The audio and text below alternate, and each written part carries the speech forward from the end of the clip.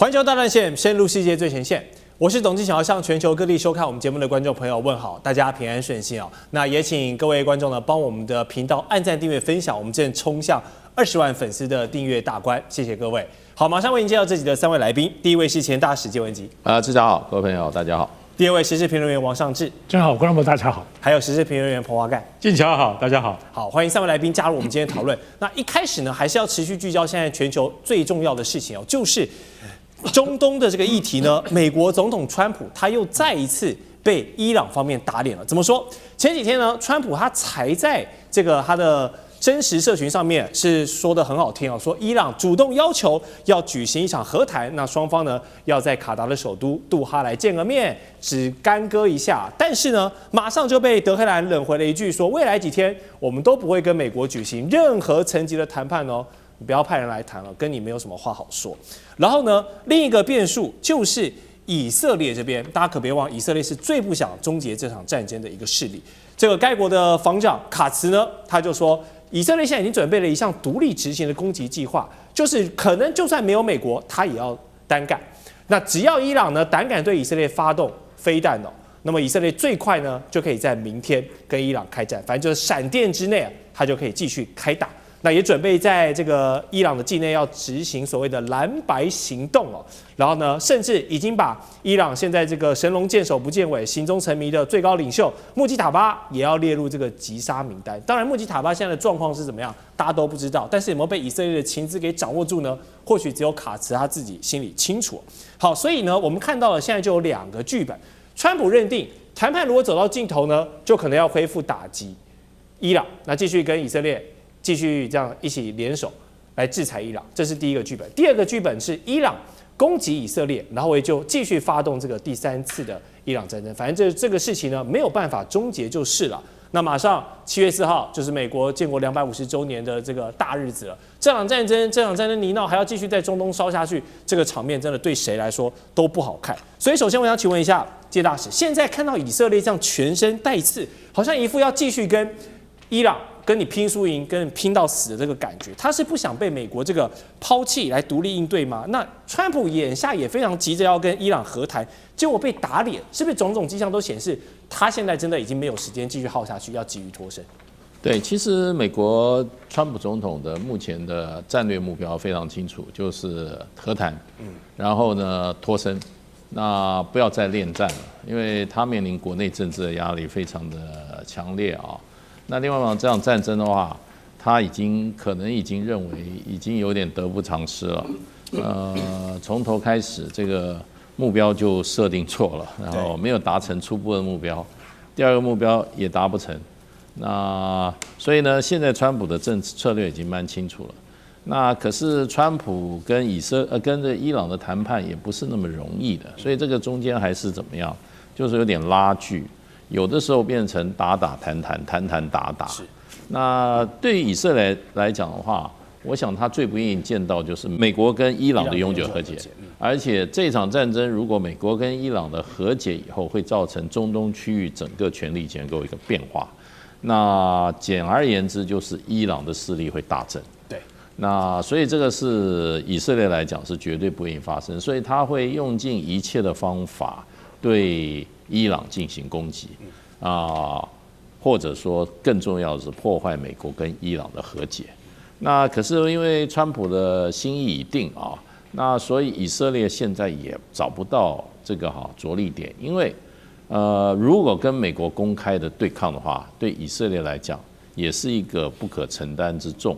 所以這2個情況之下，以色列就是說現在也怎麼講呢？就是口頭上面先把話都講在前面，要等時機。那卡茲部長，那個國防部長，以色列國防，他講的就是說，對以色列動武有2個先決條件。那這2個先決條件不必然有先後次序，或者說這個要2個都符合，中間有一個符合，他就會去動武。第一個呢，就是說川普決定恢復打擊，川普跟伊朗的談判已經走到死胡同，川普決定說再對伊朗進行打擊。那時候以色列就是絕對是怎麼樣跑得比美國還快，開槍，跑得比美國還快。第2個情況就是說出現的話，就是伊朗如果攻擊以色列的話，在沒有任何理由攻擊以色列，那以色列絕對是強烈反擊。所以這兩個情況就是說，他話已經撂在這裡了。那不過就是說，比較難的就是說，川普要決定對伊朗進行打擊。那這2天事實上也對伊朗進行打擊了，可是很多方面的報道都說，這都是連點穴都不算，就好像就是輕拍2下，那個交代一下，說哎，你打那個赫爾姆茲海峽的這個船只的話，那我就要攻擊你，那造成多少傷亡？你打的那個點到底是打到那個怎麼講呢？打到那個岩石上呢，還是打到沙漠裡？誰也不知道。所以這種就變得有一點就是說交代了事的感覺。那所以以色列現在的真正的，我覺得他面臨的最大一個挑戰，就是美國不再把伊朗當作首要敌人。這個對以色列來講，是他整個國家發展最大的一個隱憂啦。那另外一方面，以色列也很清楚。我想不是他領導人清楚，以色列老百姓也清楚，美國關係不能搞砸。美國關係如果搞砸的話，以色列就靠自己在中東地區玩吧，那可是很危險的。沒有美國，沒有今天的以色列，所以美國對以色列的資源，不管是外交、軍事、安全各方面的資源，如果任何一方面出現問題的話，以色列就舉步維艱了。好，大使剛剛有提到，以色列老百姓來，他們也都是心知肚明啊，跟美國絕對是沒有辦法鬧僵的。但是現在我們有閱讀到，川普跟納坦雅胡總理之間，他們的裂痕似乎已經是沒有辦法修補了，快要爆炸了。外媒已經多次披露說，兩人這個每次打電話都講出了這個火氣哦，都講出一些蠻難聽的話了已經。那副總統范斯他更講得明白，他說美國跟以色列的確是有很多的共同利益，但同時存在了一些分歧。他也警告以色列官員不要再攻擊自己在世界上僅剩的强大盟友了，這也講得很明白。那我們再結合剛才講的這個以色列設定的2套可能的開戰劇本，那第一套目前看起來是越來越渺茫了嘛，因為川普已經不太想再跟伊朗繼續這樣糾纏下去。那以色列會不會用一個假旗行動來制造開戰的理由呢？尤其是當白宮對以色列已經越來越沒有耐性的情況下，如果以色列繼續當一個引戰仔去，不管是挑釁伊朗，還是繼續欺負黎巴嫩真主黨也好，反正就是繼續去刺他，然後呢，把這個戰火再重新燒起來。幹哥，你覺得美軍下一個行動會就看着你以色列表演，還是說沒辦法，頭已經洗下去了，我必須跳下去跟你一起打？不，應該是你講的對啊，就是現在就是看以色列，你接下來你要怎麼表演？那為什麼嗎？因为你剛才講沒有錯啊，你知道嗎？其實范斯他曾經講說，我們的利益是一致的，就是我們跟以色列的利益是一致的，可是，在有些部分不太一致啊。這個可是就埋下很多問號。他說：“我必須讓內塔尼亞胡保持一點理智。”這就是他現在繼續接下來的談判要談的就是這個東西，也就是到杜哈去要談的重點在這裡。你能不能夠保持一點理智啊？你不要自己來好不好？在我們沒有答應的情況下，你自己來。你要自己演嗎？後果是什麼？誰要承擔？兩個國家，以色列跟伊朗跟美國之間，都已經是同床異夢，大家都已經看得出來了。從伊朗去攻擊長立輪啊，對，那個時候我就很驚訝，為什麼？長立輪是我們的船啊，掛新加坡國旗啊，你在赫姆茲海峽遇襲，我心裡想，怎麼不去打別人的船，就打到正好是我們台灣的船啊，對不對？那對於其實說句實在話，對於東方人而言的話，是覺得很難以接受的。就伊朗你再次違反了停火協定，那可見得你們這個所謂的諒解備忘錄沒有用嘛，根本沒有實質的效益嘛。伊朗自己也講啊，除非要有在1、4、5、10、11這麼多條條款都能夠實踐的情況之下，我們才可以繼續談下去。啊，這麼多條件啊？為什麼？裡面講的10跟11，10就是什麼？10就是你現在要把我的那個資產給解凍，11是什麼？11就是你現在要開始要讓我伊朗的石油可以賣。光這2條啊，美國到現在還是做不到。做不到的情況之下，幹嘛呢？那我們伊朗也可以不用遵守所謂的諒解備忘錄，對？在這種情況底下，對不起，我們現在講一個重點，什麼重點？大家知道嗎？就是真主黨的靠山叫做什葉派。如果今天什葉派不理真主黨，那就不叫什葉派了。所以伊朗不可能棄真主黨於不顧。那這種情況之下，真主黨跟以色列之間的鬥爭跟衝突是不會停的。那好，我剛才為什麼講同床異夢？因為真主黨跟你以色列之間的戰爭，不是我美國要打的戰爭，不是我美國主張的戰爭。我主張的戰爭是伊朗必須去核化。那你现在以色列你要開另外這一條跟真主黨之間的戰線，川普是不會同意的。可是你現在看到所有的衝突，都是來自於伊朗本身跟以色列為了真主黨而爆發的許多衝突。所以大家就曉得說，其實兩個人想的東西是完全不一樣的。然而現在在美國的本土裡，本來共和黨是非常的支持川普的行動的，可是現在的年輕人，從26歲到49歲的人，有40%以上現在都不支持啊，傾向於不答應美軍繼續在這件事情上面再出動兵力。所以你就曉得說，整件事情越來越不利於川普的外交政策，也就是說，越來越不支持以色列的軍事行動。所以，如果說以色列要採取第二個劇本啊，自己對於伊朗發動第3次以伊戰爭的話，可能嗎？可能，因為以色列空軍做得到。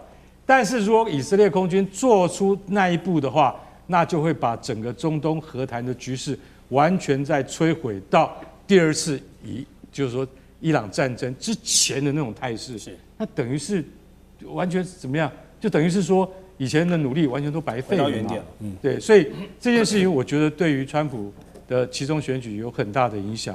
他不要等閒視之，我覺得狀況非常嚴重，就看明年的和談能不能夠真正開始進行了。是，好。在剛剛分析完之後，我們就持續觀察到以色列現在急於點火的同時啊，伊朗現在最大的一張王牌還是依舊在荷姆茲海峽上面。他也做出了幾點聲明哦，包括了警告巴林，說巴林是美國第5艦隊所在地，警告他，同時也是放話給所有的波灣玩家，就是呢，如果美軍使用基地打到伊朗呢，那你們這些借他基地的人也要付出後果。第二，跟法國講，你不要來插手荷姆茲海峽的排雷，因為法國你想跟阿曼合作，但是伊朗就警告你不要添亂了，潛台詞就是這個海峽安全是我說了算。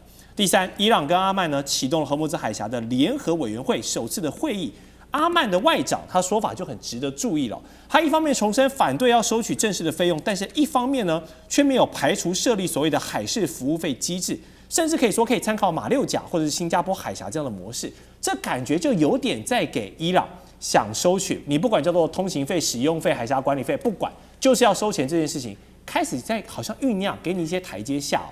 所以我們就想說，《華爾街日報》就做出一個報道，說伊朗正在贏得荷姆茲海峽的掌控權的這個戰爭，是真的嗎？那阿曼現在分區這個通行費跟服務費，甚至提到了馬六甲、新加坡的模式，是不是就在替伊朗在鋪路呢？這筆錢伊朗是賺定了。上次跟怎麼看？我想在這美伊的談判過程裡頭，最微妙而且應該最難搞定的就是荷姆茲。對，因為荷姆茲它不只是牽涉伊朗的非常關鍵的此刻的未來整個國家的利益不知凡幾啊多少錢，它也牽動了包括美國在整個波灣地區的實質的最後這個控制權的這個感受。當然更不要說牽涉到全世界，尤其亞洲那麼多國家的游動的這個地方出來了。因此，現在美伊談判有那麼多核濃縮鈾等等的，然而這裡有最關鍵、最難測、影響最深遠的還是荷姆茲。所以這幾天因為荷姆茲海峽的關係，美國跟伊朗又開始出現戰火了。這個東西其實凸顯這個荷姆茲的這個微妙性或它的不可測性。當然，其實我們來看一下《華爾街日報》所說的，覺得伊朗要贏了，它的這個角度，當然。美國的這些主流媒體，其實他們在意的只有3樣東西啦。第一個是美國的利益，第二個是美國的期待，第三個是他們一旦畏懼這些利益期待不能達成，所以他們完全站在美國角度去想。所以我覺得倒也不用都這麼角度看，而且他們對於基本上也是要施壓川普。真正值得看的，就如同剛剛其實敬教所提到的阿曼的角色。阿曼的角色其實在這一波其實波灣國家當中非常有意思。當然，荷姆茲海峽北邊是伊朗，南邊的海岸其實就阿曼。它其實它的地理位置不會比伊朗不重要所以為什麼那麼多國家，包括法國，一直想介入？他不跟伊朗談，伊朗不理他，美國也不理他，所以他趕快跟阿曼談。而阿曼也保持一個非常神奇的這個態度，什麼意思？在這一次的美伊戰爭波灣當中炸得死去活來之後，你看到好多國家都找了巴基斯坦、保了埃及，其他的这個大家來保駕護航，唯獨阿曼還是很謹守跟這個，特別是跟美國方面、西方國家的關係，而且他不斷的一直強調，甚至變成最有力量的。要知道，像阿曼呢，其實他被視為都是中東的瑞士。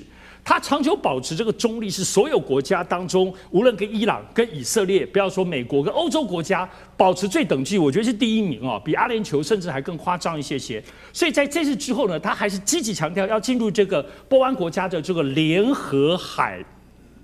就 GCC 的這個所謂的，等於是所有波灣國家扣除伊朗之外的這個軍事合作，就大家一起軍事合作。所以現在大家其實都要重建，大家都有自己在盤算。比如說，包括阿曼自己也都在設想怎麼繞開荷姆茲海峽。我們都知道，阿聯酋包括沙特都在建新的油管，以後都不要走荷姆茲了。大家不會相信這次伊朗的這個衝突只這一次而已，後面就沒事了。所以大家都在找後面的備案，包括阿曼自己也是。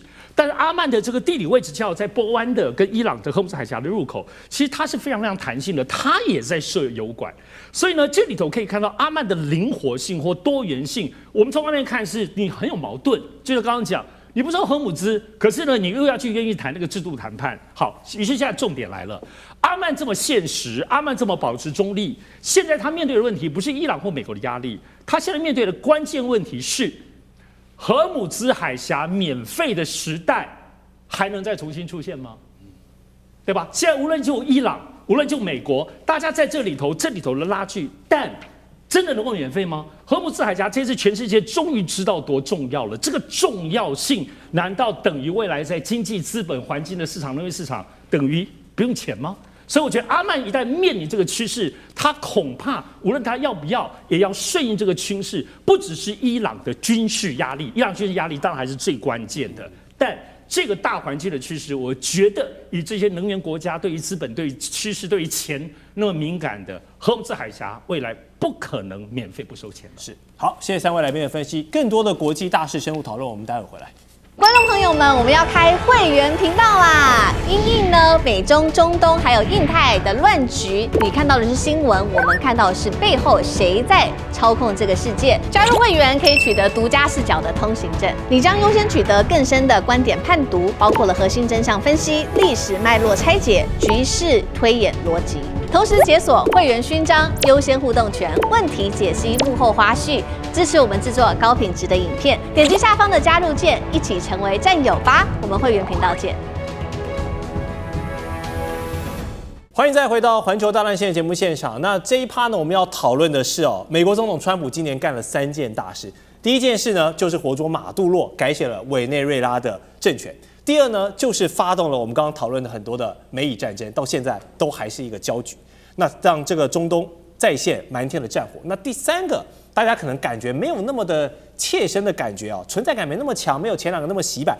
但是就是美國在自家的後院呢，加勒比海瘋狂的打擊許多的毒梟跟這個運毒的行為，好，是非常高調的向毒品宣戰。但現在發生一件很糗的事情就是你美國這麼高調的，好像扮演我是一個這個緝毒超人的感覺，美國隊長的感覺，結果沒想到這個敵人就在本能寺自家的航空母艦竟然也染上了毒癮怎麼回事呢？根據美國這個《星條旗報》的報道，雷根號這個頗具盛名的一艘航空母艦，竟然有58名官兵涉毒这件事情是在2023年的3月其實就已經陸續開始傳出來。當然過程中做了很多的調查跟認證，然後最後做出的結果就是58個人裡面有6個人遭受到了這個軍事法庭的移送，另外52人也分別受到了行政的懲處。58個人在密閉的航空母艦上搞這個毒品派對，你可以想象嗎？這已經不是這個1-2個害群之馬說壓力大我要吸毒的一個個案，這已經是整個販毒網絡進入到美軍體系這麼嚴重的一個事情了。這無疑是甩了三軍統帥川普總統一個大巴掌啊！你一個帶頭緝毒的人，結果你自家的官兵在後面這個 party 開心吸毒啊！所以這件事情，航母吸毒事件究竟有多精彩？揭開了美軍哪一些不為人知的黑暗面？我們交給調查專業的幹哥帶大家深入。這種事情哈，你看到以後你會非常驚訝，為什麼？因為大家會想說，其實在全球的軍隊裡面，涉毒的事情已經不算是新聞了。我們台灣也很多啊，可是今天我們要特別強調，這是在航空母艦上面，那就完全不一樣了。涉案的這個毒品叫什麼？叫做麥角酸2乙烯啊，麥角酸2乙胺。2乙胺這種東西，坦白講是什麼呢？它就是一種半合成的一種興奮劑啊，也是迷幻藥的一種。那這種東西，老實講一句，怎麼能夠上得了航空母艦？這就是一個很大的問題啦。你會想說，奇怪，我們可能可以寄航空郵包寄來寄去，对，要寄到航空母艦上面去，那怎麼行呢？在一般的正規的毒品的流向之中，你会曉得有機場安檢，有 X 光機，有儀器，甚至有緝毒犬，這些你都逃不掉。可是上了船，那你就可能逃得掉。你知道為什麼嗎？因為那經過人，人是最容易突破的。這些郵件，你知道他怎麼寄來的？這個案子發生在2022年到2023年，這個水兵叫做塔克。塔克他每一次進這個就是這個毒品，他是一次250片到1000片。那你就想這麼多？沒有，其實我跟你講，一個拳頭這麼大而已。對，一個拳頭大而已，1000片也就這麼大。那他怎麼樣上的船？那就是因為他是一個老鳥、老兵，經過的安檢人員也是老兵，經過人，所以大家才想到說原來他可以在船上策動了58個人，這麼大的規模的一個販毒網絡，所以被破獲的時候很驚人。他被破獲是什麼原因？是因為其中有一名水兵在上岸，因為他們雷根號航空母艦駐紮在日本橫須賀為母港，一個水兵放假上船，結果在路上的這個宿舍裡面墜樓身亡，因為他吸了這個藥片。這個藥片它的綽號叫 LSD， 然後可能很多人對他沒有印象。現在簡介一下，我們台灣的稱呼叫什麼？叫做搖腳丸。搖腳不是頭哦，是腳哦。不是，就是搖腳丸。那他在現在的年輕人的昵稱叫做郵票，因為它就像郵票這麼一點大，或者叫做方糖這樣子。那這個算是在我們國家算是2級毒品。那問題是這個毒品吸食之後，它呈現的狀態就是第一個就是我會飛，第二個就是你撞不到我，也就是跑到馬路上，車子開過來你撞不到我，那就是一種程度的迷幻藥就對了。那但是呢，它還有另外一種情況，就是說，如果你在心情不好的時候吸食的話，你可能心情會更不好，你就會做出一些奇怪的事情。為什麼？因為我現在接下來我就要講雷根號之外，還有福特號。福特號是不是從去年的9月派到了今年的6月，一直都沒有靠港，對不對？所以它發生了什麼事情？它發生了洗衣間大火事件。对，洗衣間被燒掉了，600個水兵的床鋪全被燒光了，害這些水兵只能夠睡在所以沒有床鋪睡，只能夠睡在地板上面。是，然後你說這個事情就已經非常離奇了，又發生了，怎麼搞的？那個真空馬桶竟然10個裡面有9個堵到了，大家一聽就覺得這個絕對是人為的，這是人為，這不可能是就是系統出了問題，對就是機械出了毛病，而是有人去做的。坦白講，這件事情到現在還沒有查出是誰幹的。為了這件事情，把整個福特號航空母艦戰鬥群5700名水兵全部攔下來，幹嘛？刑事調查。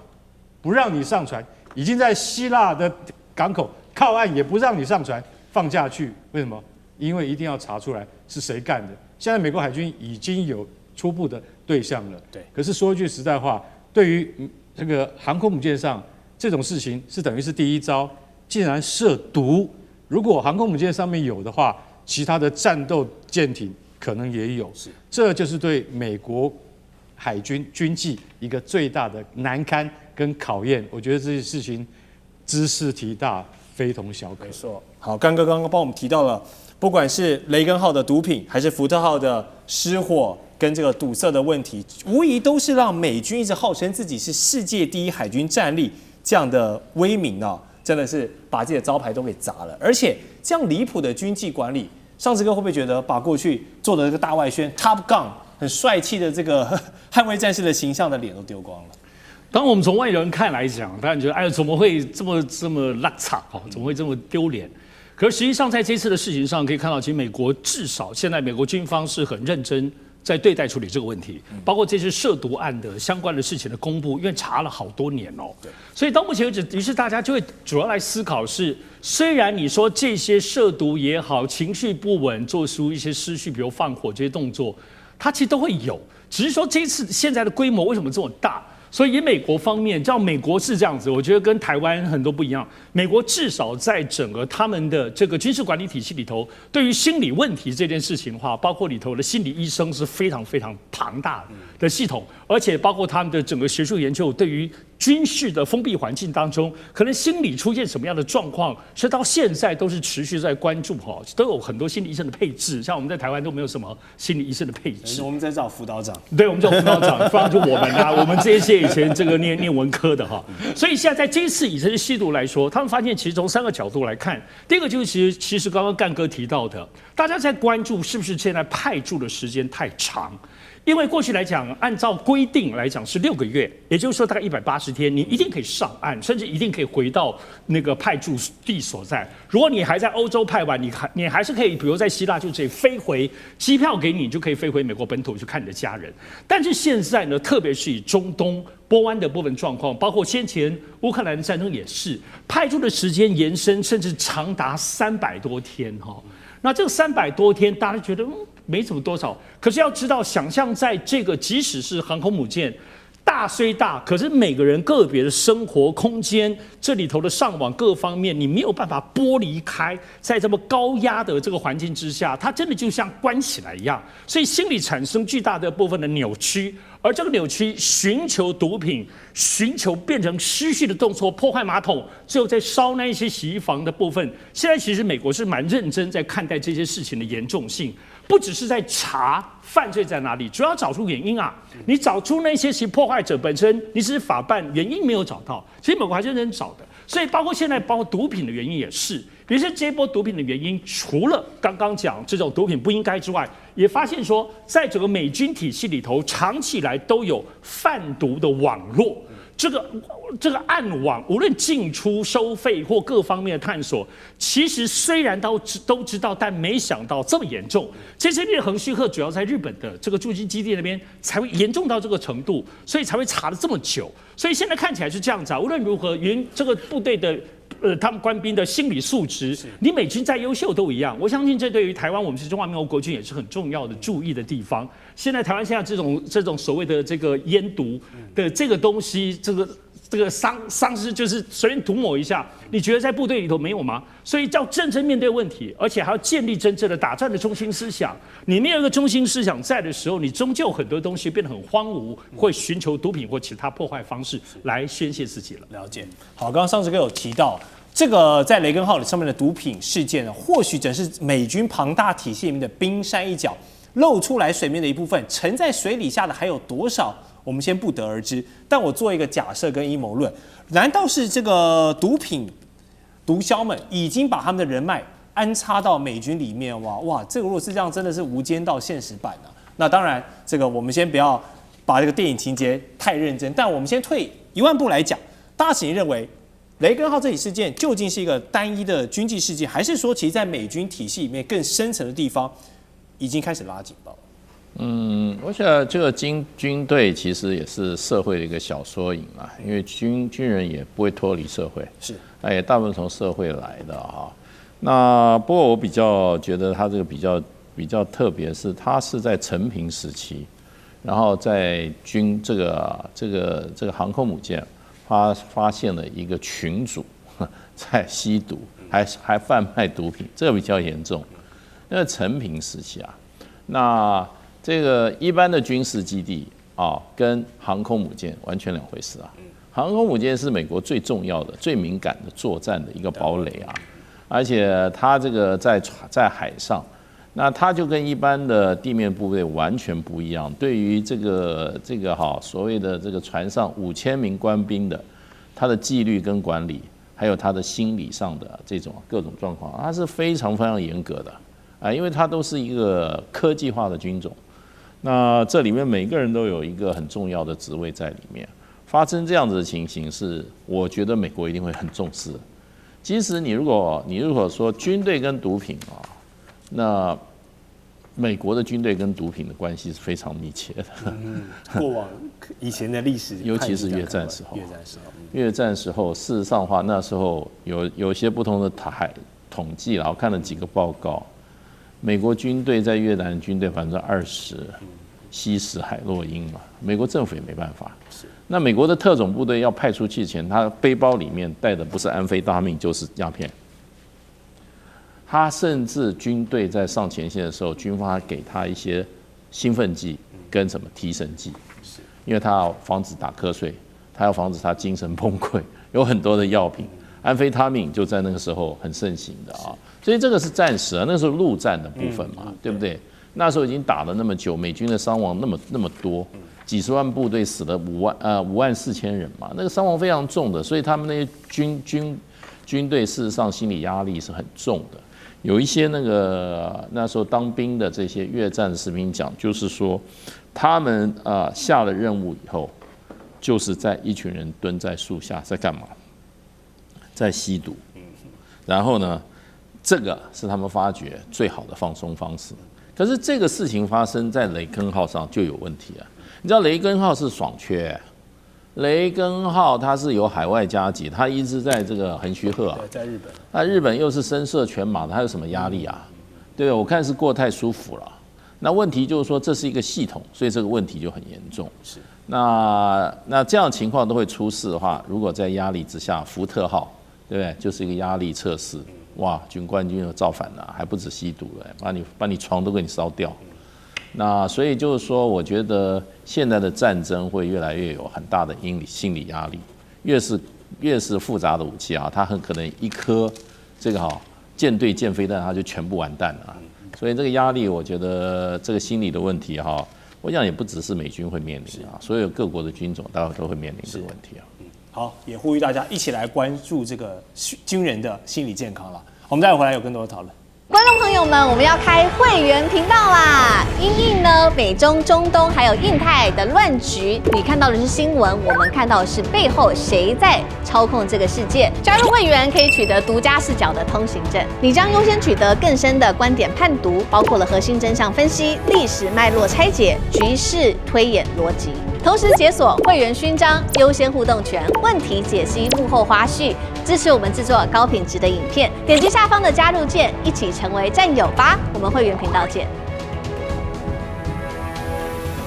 回到環球大戰線節目現場，我們第3趴的討論呢，要來聚焦中日現在的一些博弈發展到什麼程度了。我們來看近期東亞政經圈可以說最大的一個話題，莫過於是北京對東京祭出的這個第2刀啊，什麼動作呢？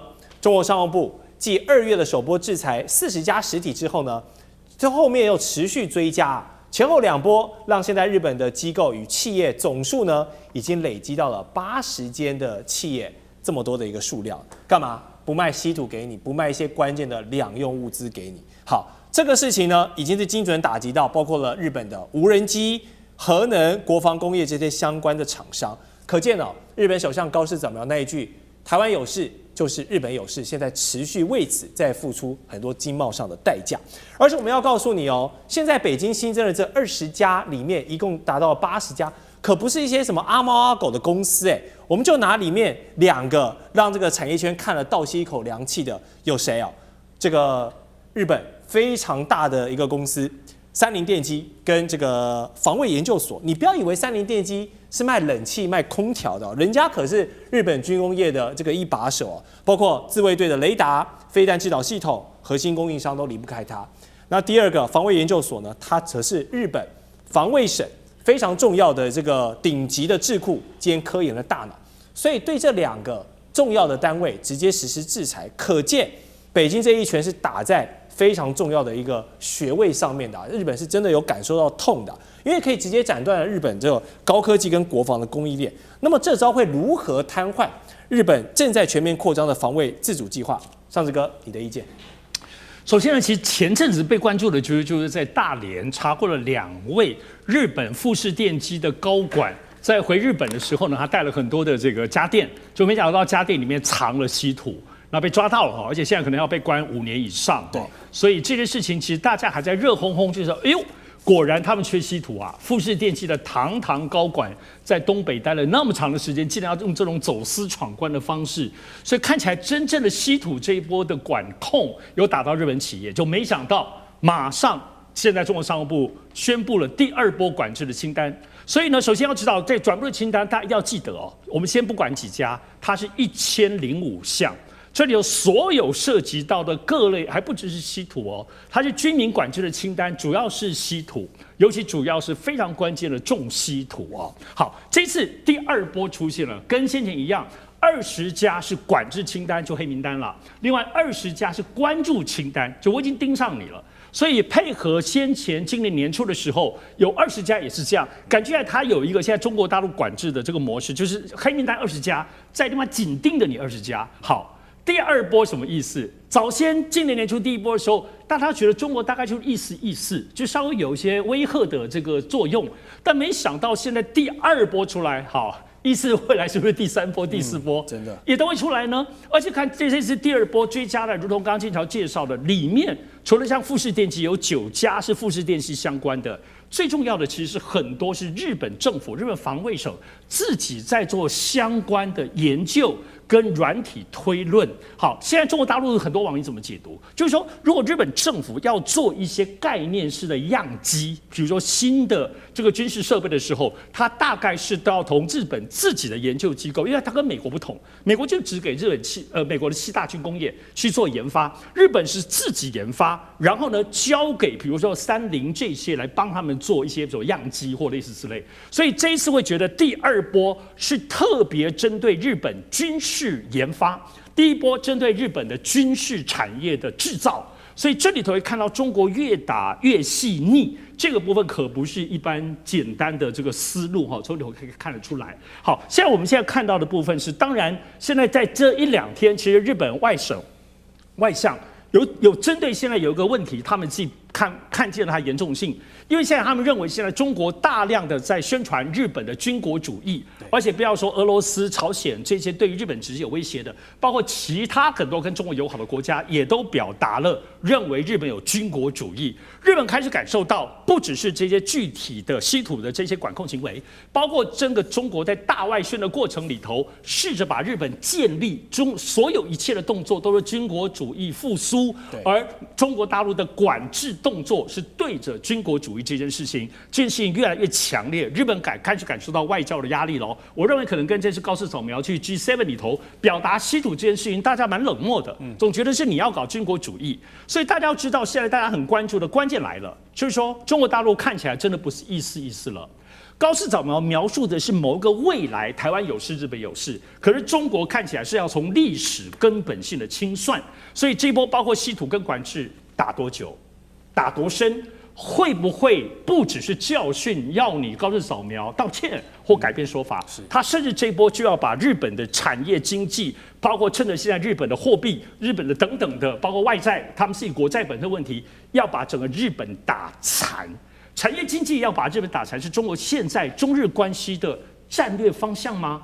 看起來越來越是，因為單單稀土就足以包括把汽車業打殘了。所以這個部分的深度跟第2波有沒有第3波、第4波，是大家覺得現在關注的重點了。是，好，這一波北京對東京的打擊，真的是讓日本不管是稀土還是稀土後面延伸的所有產業，真的被卡脖子卡得很痛苦。當然，他們也不希望坐以待毙，所以前陣子我們看到日本也有外交動作，派了外交官開開心心要去蒙古交朋友。那也是祭出了一番好處啊，說要跟蒙古來这個承諾投資機場等基礎建設，來換取蒙古的稀土開發。那身邊雙邊的關係為特別戰略夥伴，眼看呢可以在中國的大後方挖走一塊稀土的基地。這個劇本寫得非常的漂亮，想的是做夢都會笑。但事情有這麼容易嗎？現實很豐滿哦，幻想很豐滿，但現實很骨感。中國外長王毅馬上一趟閃電急訪烏蘭巴托，直接去攪局，讓你這個局做不成。蒙古也倒戈了，直接把日本這個樁腳在蒙古給拔掉，所以這個裡面就很有意思哦。我們都知道蒙古一直想搞所謂的第三鄰國的一個政策，就是試圖在美日歐之間找到一個平衡，既要擺脫對中俄的過度依賴，然後呢也要在日美之間做一個周旋。所以地緣政治、地緣這兩個字在這個案例裡面真的是表現得淋漓盡致。所以大使，你這個外交是專業的，幫我們拆解一下這一場中日蒙三方地緣政治的拉扯。反映了像蒙古這樣的一個內陸國家，他要在美日同盟還有中俄聯手這樣大國博弈之下，他怎麼選邊站自己才會最有利益？他選邊就是基於現實的考量。最近蒙古國的新任總理啊，年紀很輕啊，他最近去參加這個 Davos 夏季論壇，他有一番言論，事實上大家都在注意。對，他的解釋就是說，其實對蒙古來講，緊鄰中國是一個機會，而不是一個挑戰。他這一番言論的這個轉變啊，其實也就可以看出來，蒙古事實上已經比較接近一個務實的狀態了。是。那為什麼呢？其實蒙古只有兩個選擇，一個是俄羅斯，一個是中國。一上一下。只有沒有第三個選擇，所以他第三鄰國是自我安慰。因為當時這個所以史達林時代很厲害的時候，他跨這個蒙古邊界的時候蒙古其實還有一個可能有第三個鄰國，是哈薩克斯坦。哈薩克。可是，在跟哈薩克那個接鄰這樣的地方就很巧妙的把蒙古跟哈薩克之間用中俄的這個邊界把它完全把它阻絕了。所以今天蒙古今天變成入手國，他們應該去找當時史達林。俄羅斯的地緣政治還是很高明的那所以就變成就是說，蒙古今天有機會走自己道路看起來就是說那是蘇聯瓦解以後，蘇聯瓦解之前，完全俄羅斯當時蘇聯直接控制。你知道在蘇聯控制這個蒙古國的時候，你知道成吉思汗是什麼地位嗎？成吉思汗是歷史罪人的，然後是世界的屠夫完全當時被俄羅斯是对，而且蒙古國也這樣看，所以蒙古全部惡化，所以歷史觀也全部惡化，包括他們的語文也全部被消滅掉。那俄羅斯這蘇聯瓦解的時候，俄羅斯才慢慢有一個機會，那他才開始對外接觸。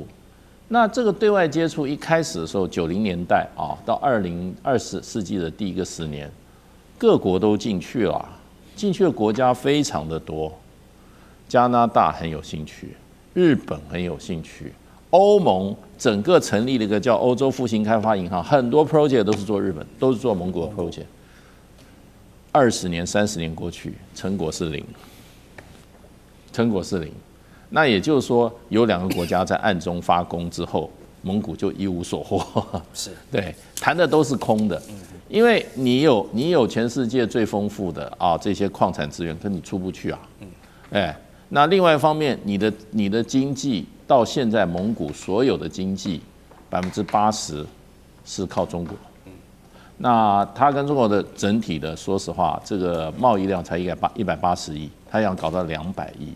所以它的規模小，然後呢，地緣政治，然後完全中國大陸控制。你如果說不是一個，你要建立一個很反中的一個外交路線的話，那中國大陸絕對不會讓你發展起來，也不會給你機會。所以蒙古現在的情況之下，完全掌握在中國大陸的手上。那所以他現在的總理繞了30年好了回過頭來他終於公開講說，其實蒙古最佳的發展機會就是利用它緊鄰中國的這樣子的一個地理位置來尋求自身的發展。句號沒有了。也難怪哈，所以我們看到這個王毅外長一趟飛機啊，馬上就讓原本談好這個原本要合作跟日本要合作，馬上把這件事情給翻盤掉。好，所以求人不如求己，稀土握在手裡，這是一直以來就是日本接下来面臨的挑戰跟他們的願景。結果還真的出現一個機遇呢，就是位在東京的東南方將近2000公里一個南鳥島。這樣一個面積只有1.5平方公里，島上沒有一般的民眾，主要是作為氣象的觀測跟軍事設施使用的這麼一個彈丸小島，但是它的外海哦，卻蘊藏着很有潛力的稀土資源。哇，這個消息讓日本為之振奮啊！宣布要在2027年全面調查南鳥島外海稀土開發的這個可行性跟計劃。但事情有這麼簡單嗎？我跟大家稍微講一個數據，這一批稀土藏在很深的地方，水深5600公尺以下的海底，這是一個什麼概念？大氣壓力的560倍，下面是一片漆黑，接近冰點。日本你要用機器臂在那邊挖這些像豆腐、像粘土一樣的沉積物，先不要說它的難度巨大好了，你稀土挖起來只是第一步，你後面呢，精煉呢，一整套的產業呢，你的環評呢，你的所有東西呢，你要建置這些東西要多少時間啊？所以你現在缺稀土，你要再慢慢建置這個東西，還是說高市首相直接為你的言論道歉吧，然后全力的去修補中日關係，讓北京重新供貨給你，會不會是一條比較務實的路線呢？政治人物要能屈能伸嘛，幹哥怎麼看？這個如果是發生在地球上任何其他國家，美國除外的話啊，我們都會哈哈大笑。但是因為是日本啊，我們就姑且聽之，姑妄聽之這樣子一下。那為什麼嗎？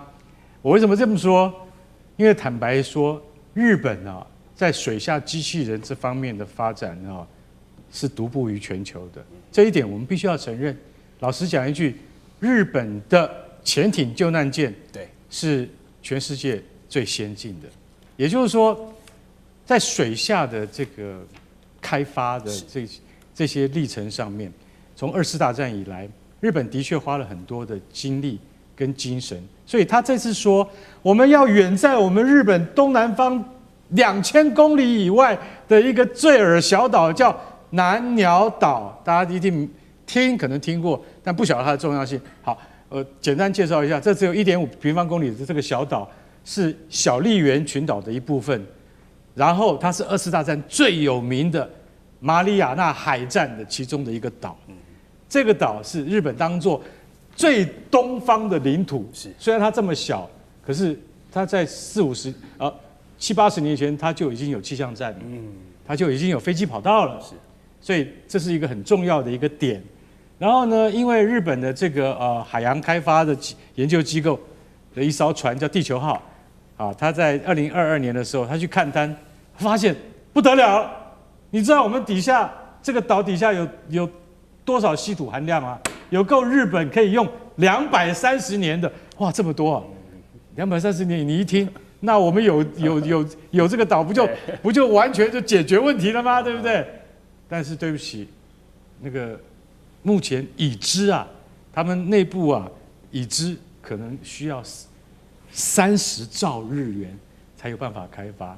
先期提出了3兆日元，已經由那個大藏省已經同意了3兆，光3兆，你知道3兆是多少錢嗎？3兆大概就相當於新台幣大概5000多億啊。5000多億。但是我說一句實在話，這個如果說是真的動下去的話，就不是只有3兆，後面是錢坑啊。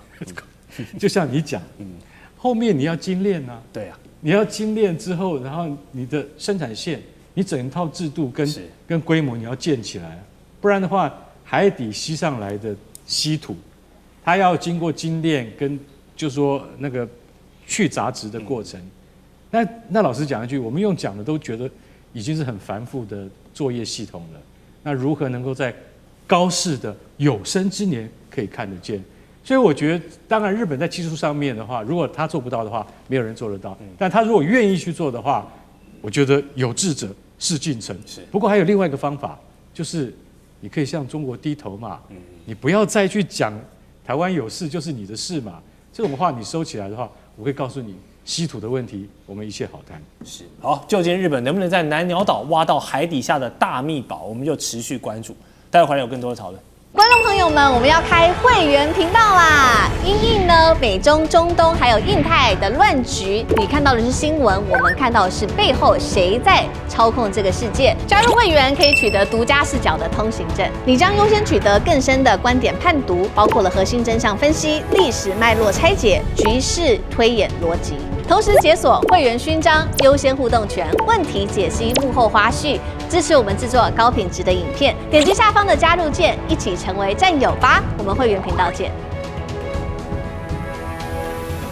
好，回到節目的最後一個部分呢，我們要來持續看的是打了很多年啊，但是現在戰況出現了一些變化的俄烏戰場嘍。他們現在呢邁入一個應該說更殘忍、更殘酷的一個階段，因為烏克蘭過去在幾年我們看他一直被壓着打的一方，但現在改變打法嘍，而且戰火是一路燒到了俄羅斯的本土了。烏軍現在證實呢，對俄羅斯的這個地方斯拉維揚斯克的煉油廠發動了攻擊，而且打擊範圍也拉到了被俄國掌控下的克里米亞，包括了互搬的海底電纜等等，也都有出事情。所以烏克蘭現在很明確嘛，最近的一周就是打你克里米亞的電力基礎設施，還有很多地方的這種煉油設施，我就是針對你的痛處去打。然後呢，更多的情況也告訴我們，這個效果是非常好，效果超群啊。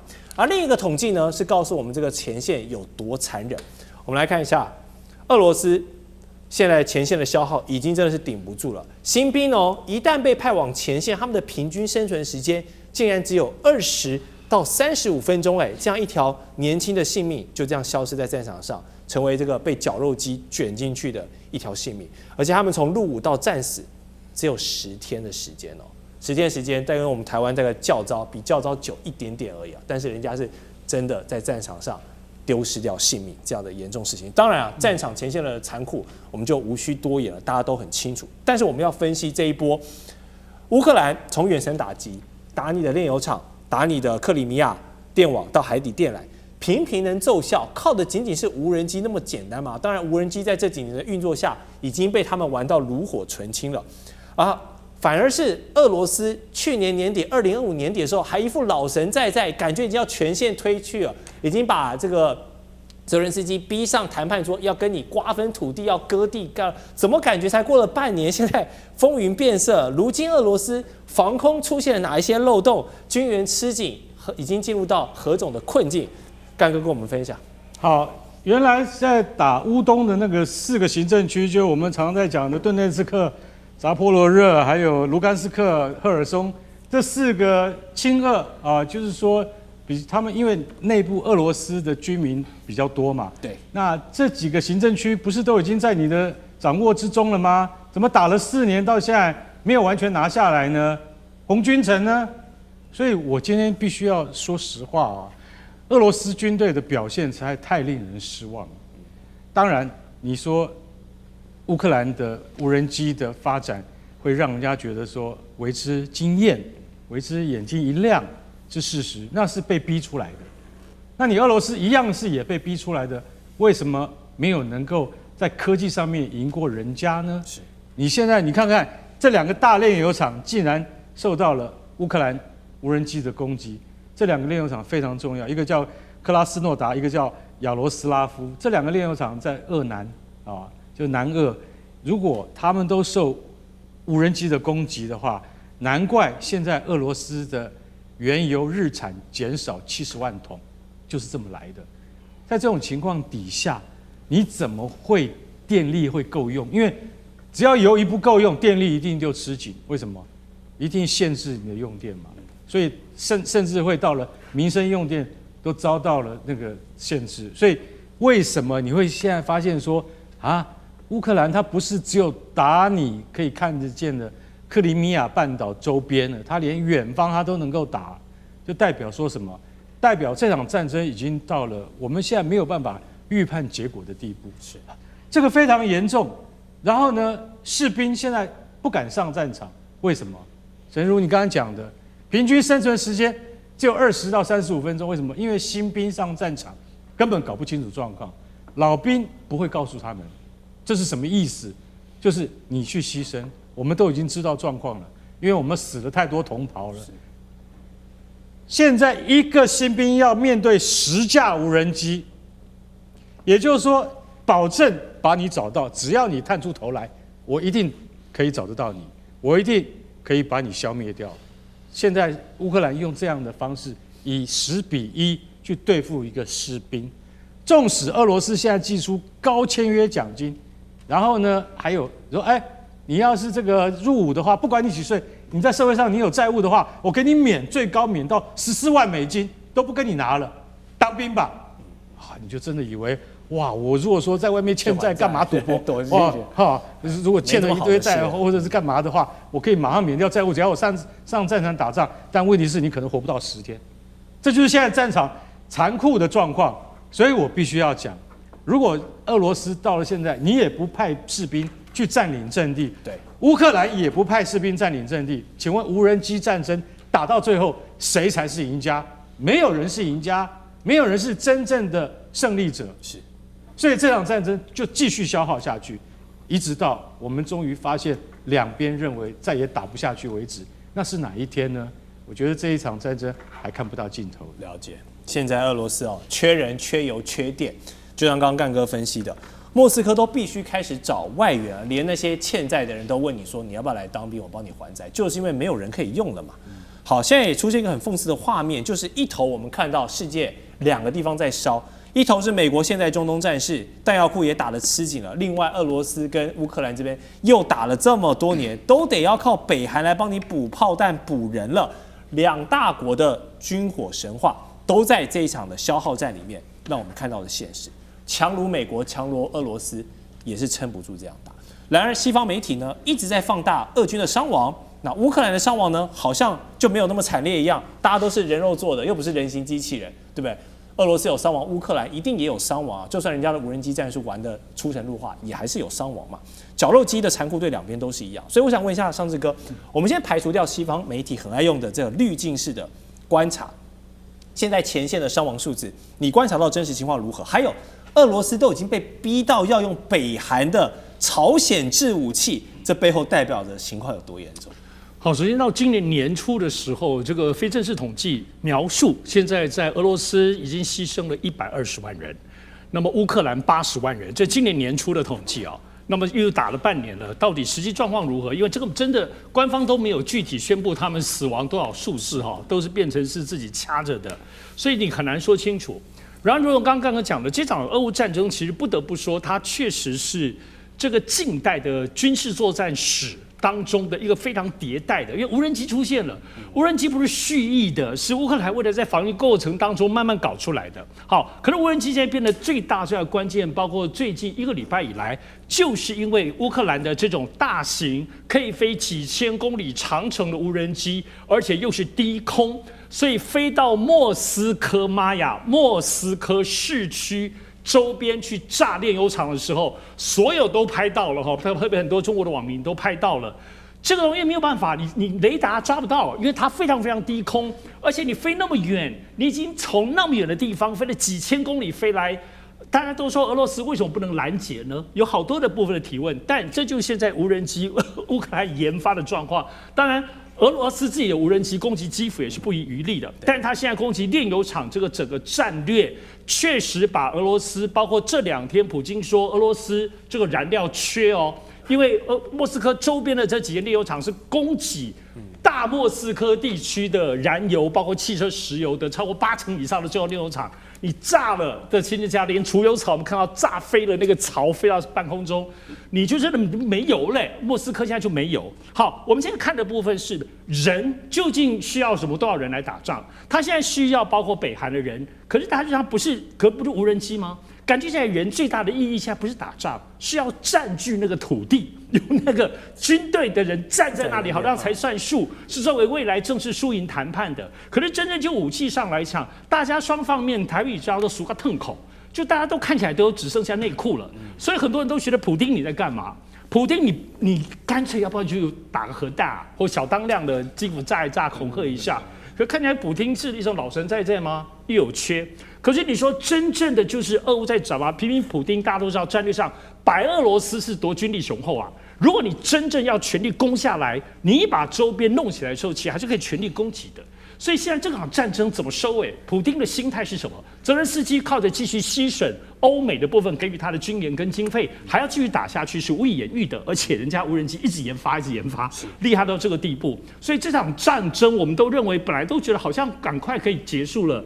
目前看起來好像真的跟的是爛尾，不知道怎麼樣收場了。是，確實像上次哥講的，普丁現在的態度真的是非常重要。但普丁總統他面對現在俄羅斯燃料短缺、人員短缺、武器短缺的現實，他怎麼說？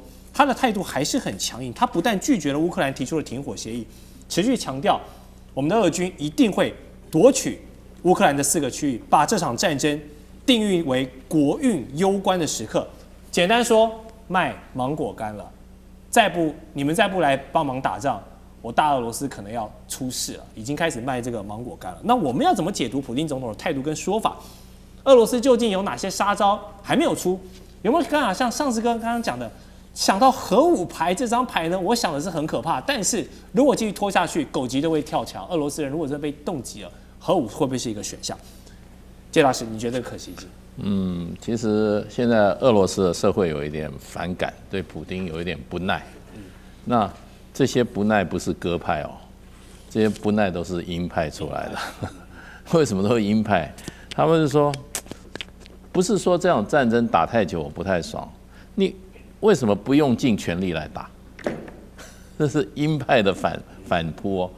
這個事實上，普丁他能夠出來在俄羅斯掌握這麼多，掌握政權那麼久，就是因為他是鷹派。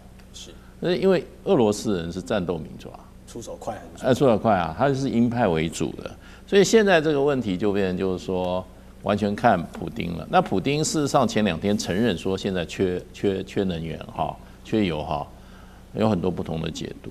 有一種解讀就是說，是不是他已經做準備說，如果這個戰爭再這樣下去的話，你老是打我的這個好能源設施的話，讓我們的俄羅斯老百姓說，我必須有個交代啦，那就要出重手了。什麼重手的話，那不曉得。有這種預判啊，因為现在這個戰爭很多，最近包括俄羅斯自己學者說，這個戰爭有可能變成永恆戰爭，就一直打。